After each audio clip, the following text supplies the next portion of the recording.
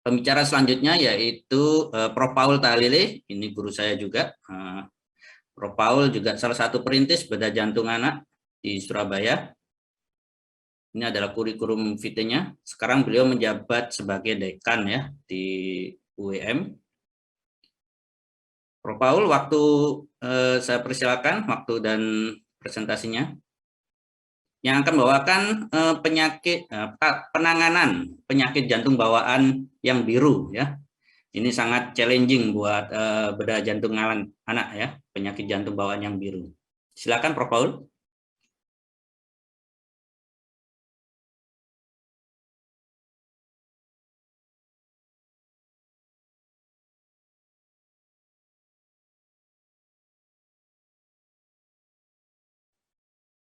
Prof. Paul masih di mute, Prof. Ya.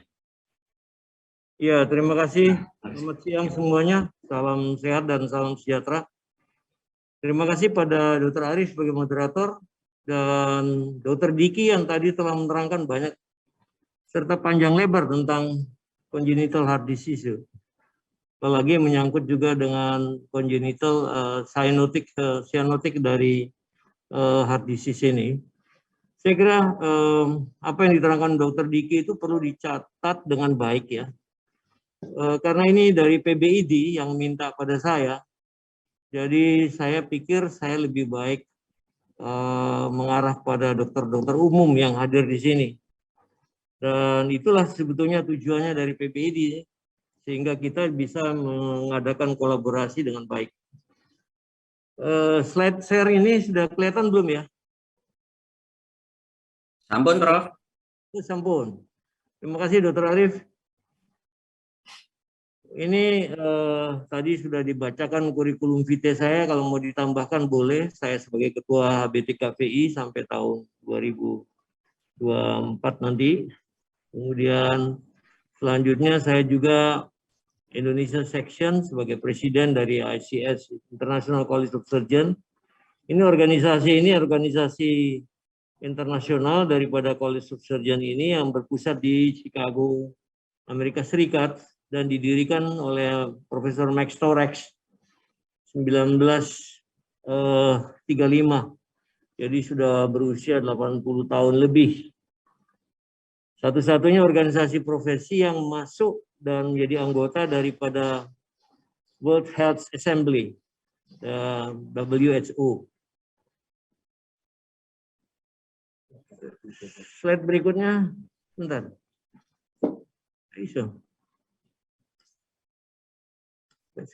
Oke.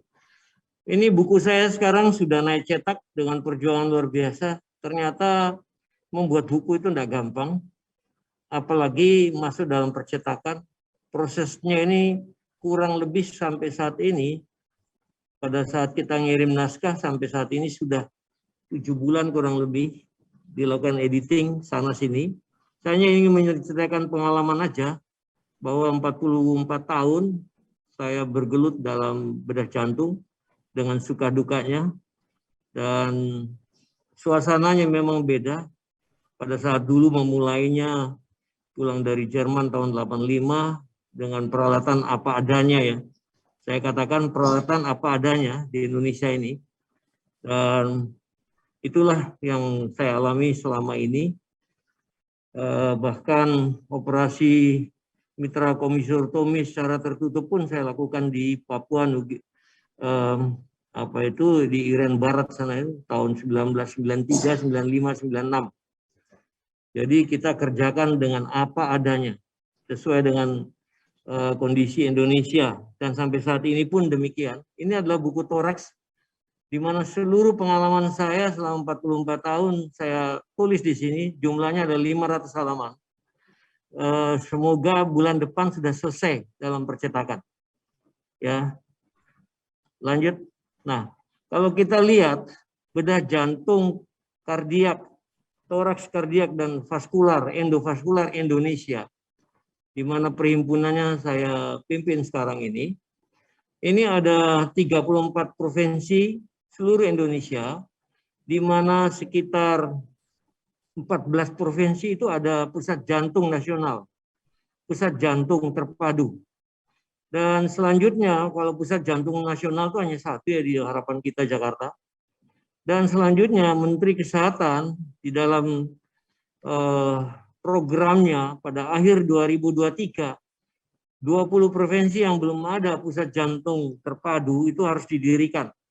Oleh karena itu merupakan kewajiban kita, perhimpunan maupun kolegium, mengisinya dengan tenaga-tenaga muda, ahli-ahli bedah jantung, toraks, dan vaskular yang masih muda baru lulus untuk ditempatkan di provinsi yang masih kosong ini. Mudah-mudahan himpunan beserta anggotanya semua akan bekerja sama dan mewujudkannya itu. Jadi kita adalah satu himpunan yang menghimpun para dokter spesialis bedah jantung, toraks, pembuluh darah, dan endovaskular. Induk daripada semua pembedahan jantung, toraks, vaskular, endovaskular adalah di HBTKVI. Lanjut ya. Nah, tadi sudah disinggung sebetulnya oleh Dr. Diki. Saya hanya mengulangi aja bahwa rata-rata di Indonesia setiap tahun itu ada 43 ribuan bayi lahir dengan kelainan jantung bawaan. Kurang lebih 20% menjalani operasi, kurang lebih. Sekitar 8 ribuan itu anak yang harus dioperasi. Sedangkan kenyataannya di Indonesia total dari data yang kami himpun, dan terima kasih pada Dr. Budi Rahmat yang juga telah mengkoreksi data ini, sekitar 2.500 anak bayi yang dioperasi, sisanya 5.700 itu kemana? Nah, ini adalah merupakan tantangan kita yang negara Indonesia yang luasnya luar biasa, 17.000 pulau, dengan 7.000 pulau yang ada penghuninya, dengan luas daerah, dengan transportasi yang susah, dengan problem yang begitu banyaknya di Indonesia. Nah, untuk sianotik adalah kurang lebih 25%, jadi sekitar 625 pasien. Itu setiap tahunnya gitulah. Nah, kita lihat sekarang angka berikutnya adalah ini perbandingan Indonesia dengan negara-negara Asia atau ASEAN. Ya, kalau kita lihat yang dioperasi di Indonesia itu, coba lihat ini kursor saya kelihatan enggak ya? Coba sebentar ya. Ini sebetulnya menunjukkan bahwa kita ini sangat tertinggal, baik dalam jumlah, kualitas, dan SDM sarana prasarana. Itu di Indonesia itu lihat situ ya. Itu yang dioperasi itu 2.500 kurang lebih. Kelihatan ya di atas ya? Halo. Dr. Arif. Terlihat, Prof. Ya, kelihatan, Prof. Terima kasih. Coba bandingkan sama jumlah penduduk atau jumlah kasus dari negara lain ya. Ini termasuk kecil sekali loh. Maaf. Ya, Thailand misalnya dengan 70 juta, dia bisa mengoperasi 4.000. Ya, operasi penyakit jantung bawaan itu. Malaysia dengan 32 juta, dia bisa operasi 3.000. Indonesia dengan 260 juta hanya 2.500. Ya, sangat tantangannya sangat berat untuk kita ya. Mungkin Prof bisa di slideshow, Prof. Biar fokus. Apa ini kurang slideshow? Masih share screen belum. Oh. Udah kelihatan? Ini kelihatan. Oh ya. Terima kasih, Dr. Arif. Oke, Prof. Ini sudah semakin tua jadi agak repot ya, tangan digerakkan ini juga repot ini ya. Minta maaf lahir dan batin.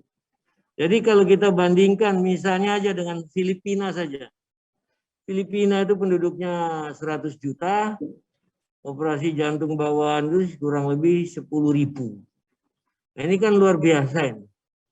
Dari segi jumlah aja kita sudah bisa memprediksi bagaimana kondisi Indonesia ini. Dan ini tantangan ke depan luar biasa. Dan merupakan juga tantangan Menteri Kesehatan ini yang dibebankan pada Himpunan Bedah Toraks, Kardiak, dan Vaskular Endovaskular Indonesia dan kolegiumnya. Kita lanjutkan ini anatomi karena ini untuk dokter umum. Tolong diperhatikan ya. Saya sebagai dekan itu kalau menanyakan dokter muda, di mana sih letak jantung? Itu ada yang menunjuk di perut, ini repot ini. Kalau ini lulusan dari mana saya tidak ngerti. Letak jantung itu di atas ya, di toraks itu ya. Lalu di kanan kirinya itu ada apa sih, organ apa yang penting? Itu menjawab pertanyaan itu aja susah ya, ada paru-paru itu. Dan paru-paru letaknya di atasnya jantung, bukan di kanan dan kirinya ya. Slide berikutnya, ini dia jantungnya. Pada semua dokter umum harap mengetahuinya ya. Sehingga jantung ini ada 4 ruangan. Kalau ada kelainan kongenital, itu bisa macam-macam, tadi sudah disebutkan oleh Dr. Diki Fahri. Ada yang sekat antara kanan dan kiri dari serambi tidak terbentuk, ada yang berlubang, sekat antara bilik kanan dan kiri juga ada yang tidak terbentuk atau berlubang, ada penyempitan pulmonal, ada penyempitan atresia dari katup-katup, ada juga kelainan-kelainan dalam bentuk yang lain, pembuluh darah aorta dan arteri pulmonalis terbalik dan seterusnya. Dasarnya itu adalah belajar anatomi. Ya, slide berikutnya. Ini adalah sirkulasi fetal. Biar semuanya mengetahui bahwa ini adalah dasar fisiologi ya. Selama fetus dalam kandungan itu ada 4 syan di sana. Plasenta yang mendominasinya 55%. Kemudian ada ductus venosus, ada foramen ovale. Ini foramen ovalenya tetap terbuka, ini di jantung antara serambi kanan dan kiri. Ada ductus arteriosus, antara ini juga aorta dengan arteri pulmonalis. Ya, ini anatomi dan fisiologi ini harus dikuasai betul sehingga kita bisa mendiagnosis suatu penyakit dengan baik. Kemudian ini sirkulasi juga masih dalam keadaan sirkulasi fetal gitu ya, bahwa tekanan di dalam ventrikel kanan itu dibandingkan kiri itu adalah kurang lebih sama. Lalu kemudian juga ada, coba kita lihat berikutnya adalah systemic vascular resistance itu tinggi. Kalau misalnya dia kita lihat sendiri, lalu kemudian ini setelah bayi ini lahir ya. Sehingga apa yang terjadi, right atrium pressure itu turun, lalu pengembangan paru-paru akan terjadi karena pulmonary vascular resistance juga menurun, sehingga juga menyebabkan nutupnya foramen ovale. Nah, ini cikal bakalnya ASD2 itu, foramen ovale ya. Saya kira ini hal-hal yang fisiologi ini harus dikuasai oleh dokter umum dengan baik. Kemudian apa yang disebut dengan penyakit jantung bawaan tadi sudah diterangkan oleh Dr. Diki, khususnya yang cyanotik adalah di sana terjadi shunt, terjadi kelainan-kelainan daripada bentuk jantung selama bawaan atau lahir setelah itu, dan menyebabkan darah kotor lebih banyak, konsentrasi CO2-nya meningkat ya. Nah ini tadi dibagi dua, penyakit jantung kongenital itu ada acyanotik dan cyanotik. Saya diberi tugas yang cyanotik, tapi tentunya karena tadi juga sudah diberikan secara rinci oleh Dr. Diki, saya sendiri sudah membayangkan bahwa pengalaman Dr. Diki lebih banyak di harapan kita. Kami mencoba memberikan sesuatu dari sisi lain. Nah, kalau lihat di dalam literatur, kita menghadapi penyakit jantung kongenital yang biru atau cyanotik. Itu yang paling banyak adalah Fallot, tetralogi Fallot atau pentalogi Fallot. Kemudian yang kedua transposisi dari great artery 11%, dan selanjutnya ada tricuspidus, tricuspidal atresia, kemudian TAPVD, ya, total anomalous pulmonary venous connection, kemudian juga ada truncus arteriosus, ada lain-lainnya juga ya. Saya kira untuk pengetahuan dokter umum ini perlu kita lihat mulai 2 di atas, tetralogi Fallot dan transposisi daripada arteri besar, ya, arteri pulmonalis maupun aorta. Nah, clinical manifestation-nya berupa apa sih?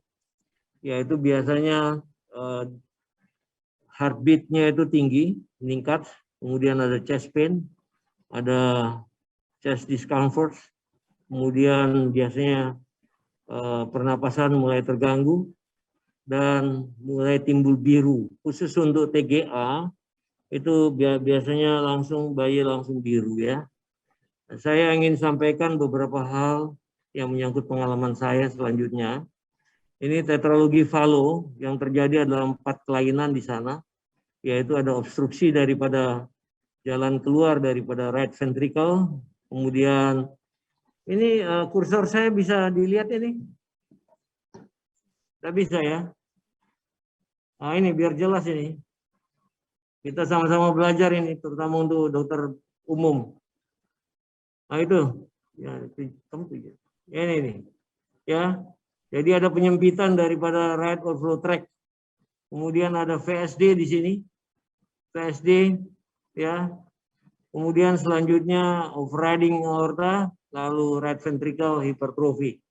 Jadi right ventricle hypertrophy. Nah, kemudian manifestasinya ada itu berupa cyanosis, clubbing finger. Nah, ini gambarnya jelas itu clubbing finger ya. Seperti drumstick appearance.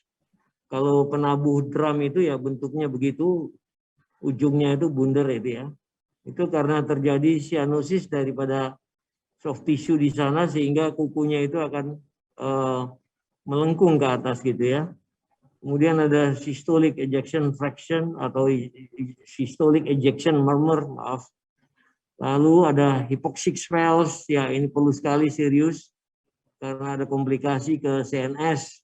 Salah satu komplikasi yang ditakuti adalah brain abscess.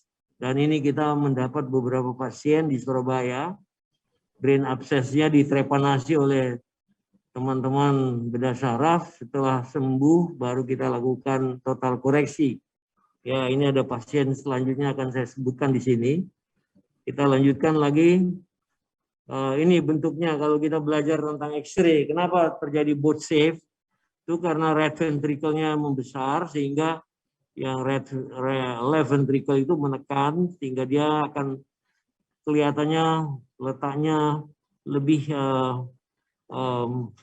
ke arah kranial dari bentuk jantung itu sehingga bentuknya seperti sepatu boot gitu ya.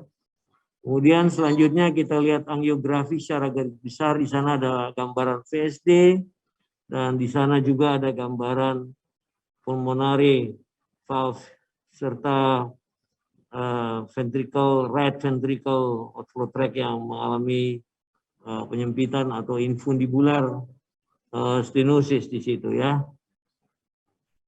Jadi ini adalah secara umum. Kemudian ini adalah bagaimana kita memanage sebagai dokter umum kalau kita hadapi ada hypoxic spells, maka segera kita lakukan squatting atau anak tersebut ikut melakukan squatting sendiri, ini chest position, ya ini adalah pertolongan pertama.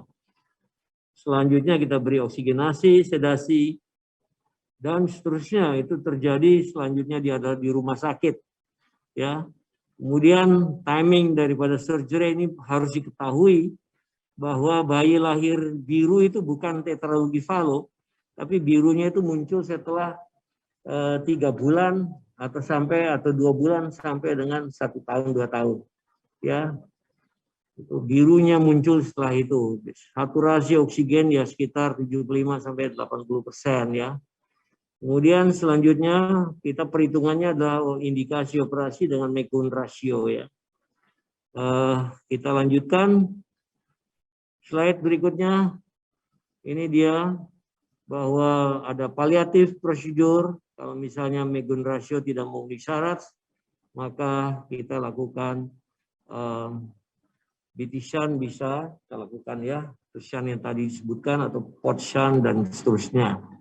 Atau kita melakukan complete repair kalau memenuhi syarat ya dengan mengukur Mecone ratio tersebut. Ya, itu VSD-nya ditutup, lalu kemudian dilebarkan RVOT-nya dan juga melakukan transannular patch ataupun juga tanpa transannular patch, yaitu kita melakukan reseksi dari dalam jantungnya sendiri, dari infundibulumnya. Nah, ini adalah pasien kami, ya, tetralogi Fallot yang lihat coba ada clubbing finger, ada cyanosis. Maaf kalau slide ini dilarang untuk di-copy dan disebarkan. Pengalaman saya ini disebarkan, maka yang menyebarkan walaupun saya sulit untuk melacak, itu akan saya tuntut itu, ya. Jangan disebarkan nih slide-slide saya ini. Dengan terpaksa saya mesti tunjukkan nih slide-slide saya ini. Ya. Nah, ini selanjutnya ini sebelum operasi sebelah kiri biru, kemudian kita merasa gembira dan senang, semua berbahagia, keluarga juga berbahagia bahwa setelah di repair total correction maka dia akan menjadi merah. Ini dia, ya, beberapa stepnya di sana, menutup lubang VSD, kemudian kita lakukan infundibulectomy, kemudian kita menutup RVUT dengan patch ataupun tanpa patch bisa juga. Nah, ini adalah contoh kami, pasien anaknya buruh di Surabaya ini penyakit jantung kongenital. Dalam pengalaman saya melakukan operasi kurang lebih itu ada total sekitar seluruh kongenital, ya, bukan biur saja, itu kurang lebih ada 1.100 atau 1.200 begitu. Dan ini karena BCPS, bukan BCPS.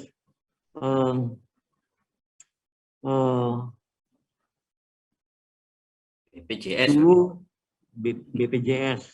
Dulu namanya Askeskin. Oh, ini lah kayak lupa Askeskin. Ya. JPS. Iya. BPJS. Kalau misalnya Askeskin itu ya sudahlah. Berarti dokter itu hanya tinggal keluarkan keringat saja dan nanti dapatnya itu di surga nanti kemudian, ya. Nah, itu perlu diperhatikan bagi ahli bedah muda, ya, bahwa tidak semua rakyat Indonesia itu mampu, apalagi negara kita dalam keadaan miskin begini, ya. Nah, ini menarik sekali, adalah sindroma Cantrell, dan pasien ini hidup dan tumbuh dengan baik, anak ini, dan kita lihat bahwa dia disertai dengan pentalogi Fallot, omphalokel, dan hernia diafragmatika kiri. Dan kita lihat bahwa di sini oleh dokter spesialis bedah anak itu melakukan omphalokel repair, lalu dilanjutkan dengan diafragma juga di repair, baru kita lakukan koreksi total dari Fallot. Berbahagia sekali kedua orang tuanya itu. Tolong foto-foto ini tidak disebar dan di-copy, ya.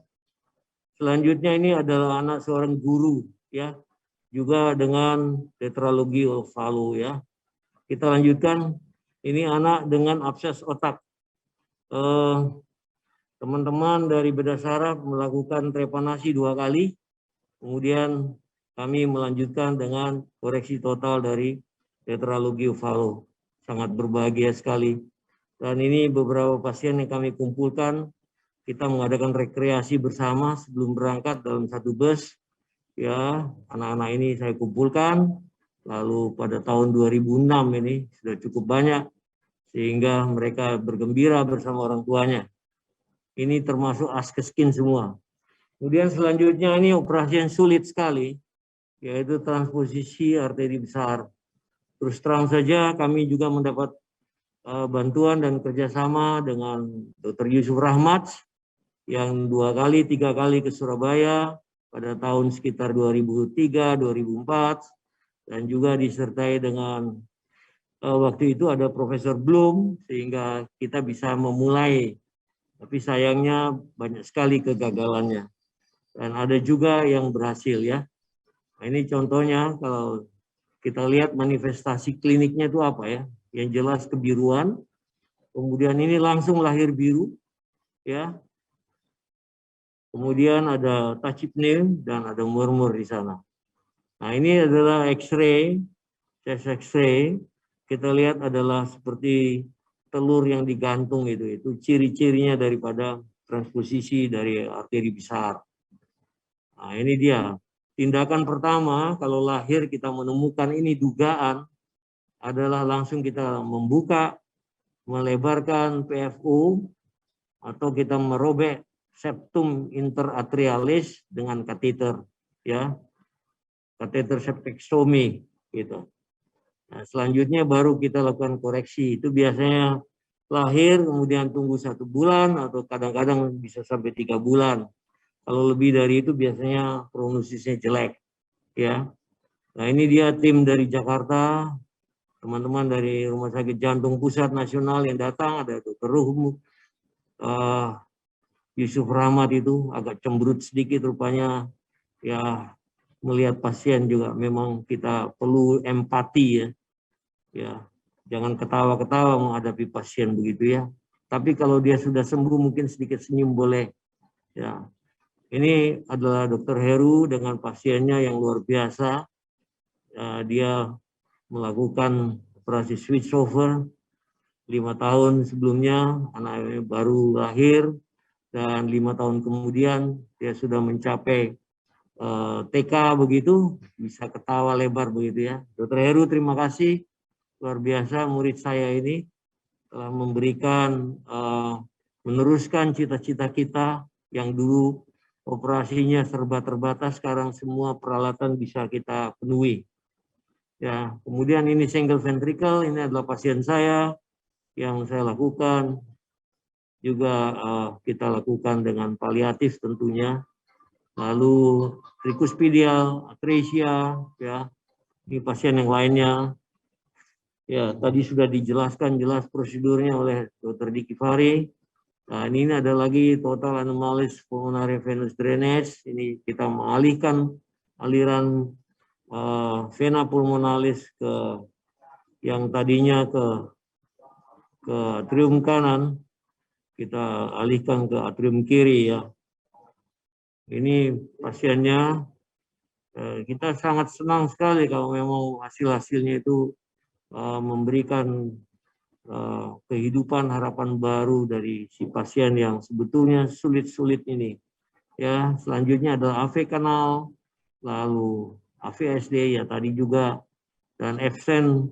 Ya, tentunya ini semuanya memerlukan suatu tata kelola yang baik dan kerjasama tim, ya, serta diagnosis yang tepat. Perlu sekali diagnosis yang tepat. Karena kalau kita buka diagnosis tidak tepat secara anatomi, maka koreksinya juga akan biasanya mengalami komplikasi. Ya, kemudian ada trunkus arteriosus. Ya. Nah, ini adalah terakhir bagaimana sebetulnya kita menghadapi kelainan jantung biru ini atau bayi dengan lahir biru. Tadi sudah disebutkan early detection itu sangat penting untuk dokter umum dan segera rujuk. Ini tidak usah berpikir panjang lagi, rujuk itu dengan persyaratan-persyaratannya tentunya, ya. Memberikan oksigen, kalau perlu dilakukan infus, dan segera dibawa ke center bedah jantung yang bisa melakukan tindakan berikutnya. Selain kerjasama tim di sini dibutuhkan, juga saling menolong, ya. Kalau tidak ada pertolongan dari teman-teman dokter umum dari daerah untuk segera merujuk, maka pasien itu diberi obat saja di sana, lama-lama juga akan gagal dan membawa kematian. Kemudian kalau kita menduga bayi itu langsung biru, itu dugaannya itu langsung ke transposisi dari arteri besar. Tapi kalau dia lahir secara perlahan-lahan birunya baru muncul, maka biasanya ke arah TOF, ya. Karena episode birunya itu, cyanosisnya itu muncul kalau dia menangis atau sedang makan, disebut TET spell. Tanda-tanda cyanosis ini akan menetap setelah 2-4 bulan sampai 2 tahun pun dia akan baru muncul. Nah, saya kira yang lain-lainnya adalah tidak langsung biru, seperti single ventricle, AV kanal, dan lain-lain. Jadi ini adalah take home message dari kami. Terima kasih atas perhatiannya, semoga ini berguna. Ini adalah kampus saya. Saya sebagai dekan ini sudah 3 tahun di sana. Dan terus terang kami bekerja membangun mulai dari nol karena ini baru berusia 10 tahun. Dan yang kedua adalah menjadi dekan itu tidak gampang. Apalagi mulai dari bawah kita membenahi semua sistem, mulai dari SDM, melengkapi sarana prasarana, terutama dalam masa COVID ini. Sangat luar biasa kita melakukan terobosan inovasi untuk pembelajaran para mahasiswa DM-DM di Fakultas Kedokteran. Terima kasih, selamat siang, dan semoga bermanfaat untuk semuanya.